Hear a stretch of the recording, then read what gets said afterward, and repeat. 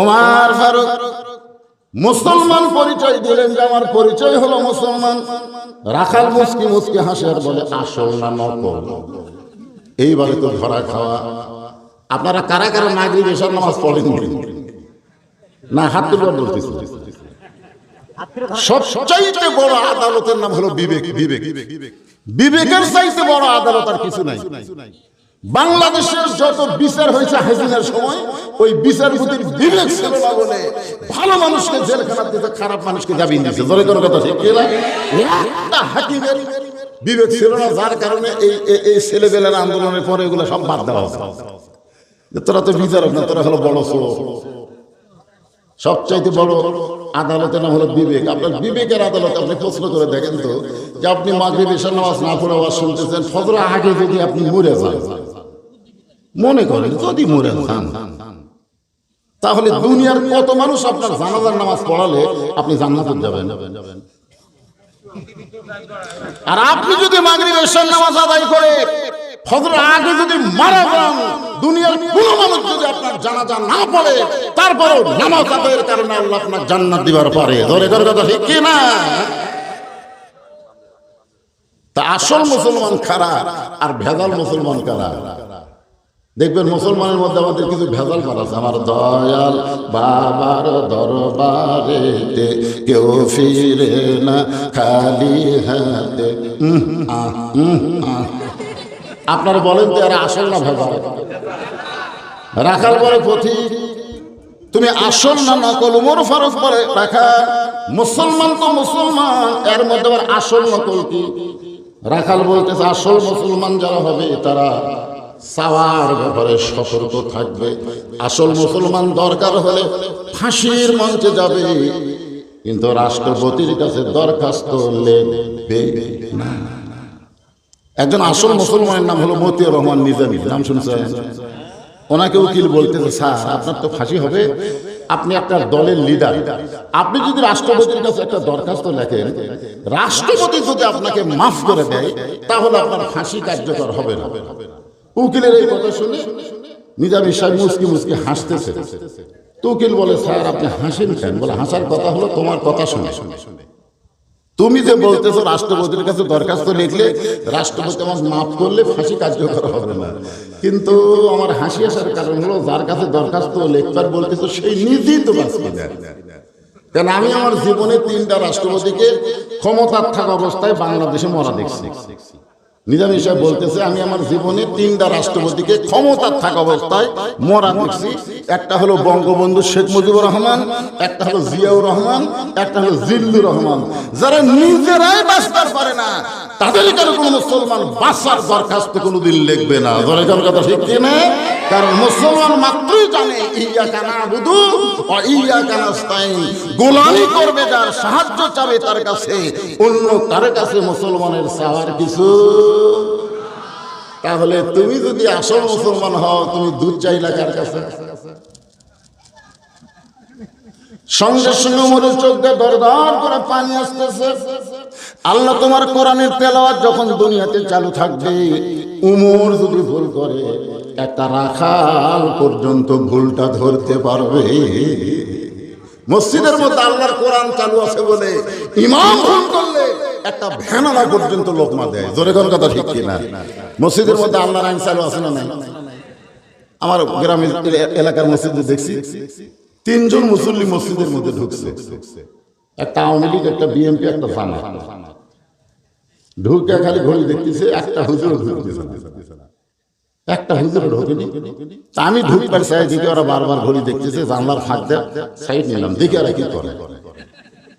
তো যখন নামাজের সময় 2 মিনিট পার হয়ে গেল, তখন আওয়ামী লীগ বলতেছে কে রে ভাই, একটা হুজুরও যখন আসতেছে না, তাহলে আমরা জামাত পড়ি। জামাত ইসলাম বলতেছে তোমার দল ক্ষমতা আছে, তুমি সামনে যাও। আওয়ামী লীগ বলতেছে পাগলা, আমি মাঝে মধ্যে মসজিদে ঢুকি রে, কিন্তু ওই জায়গা তুমি জীবনেও যাওয়ার সাহস করো। মানে ওই খালি লাইনও থাকে, সামনে যায়। তো বিএনপি ভাই তোমার খবর কি? বড় তোর আকামের জন্য, কিন্তু তাহলে 3 জনের মধ্যে সামনে যাবে কে? আওয়ামী লীগ খেলা দেখতে জামাত তুই যাবে। তোমরা মসজিদের মধ্যে দেখো কে সামনে যায়, সমাজের মধ্যেও ওই দলকে সামনে দিতে হবে। জোরে বলেন কথা ঠিক কিনা? আল্লাহর বান্দারা একটু মনোযোগ দিয়ে শুনতে হবে। ওমর ফারুক বললেন, রাখাল ভাই আসলে সাওয়ার ব্যাপার আমার ভুল হয়ে গেছে। রাখাল বলতে যে ভুলটা যখন স্বীকার করছো তাহলে আল্লাহ তোমাকে তওবা করার সুযোগ দিবে। আপনার বলেন তো, আদম আলাইহিস সালাম ভুল স্বীকার করছে, আল্লাহ তওবা করার সুযোগ দেয়নি? আর শয়তান ভুল স্বীকার করেনি, যার কারণে তওবা করার সুযোগ দেয়নি। এতগুলো ছাত্র জনতাকে হত্যা করলো আওয়ামী লীগের পক্ষ থেকে, এখন পর্যন্ত অনেক আওয়ামী লীগ এই ব্যাপারে কোনো আফসোসই করে না। জোরে কার কথা ঠিক কিনা? আর যে মেয়ে পলে গেছে বিদেশে, ওর তো কোনো আফসোসই নেই। ওই খালি মাঝে মাঝে চট করে ঢুকবো। একটাবার জন্য চিন্তা করে বললো, হায় হায় রে, এতগুলো ছাত্র জনতা মারা গেছে, একটু আফসোস যদি করতো। আফসোস নেই।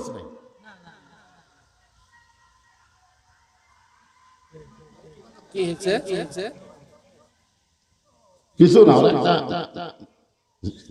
মিছিল করতে বুঝতেছেন না?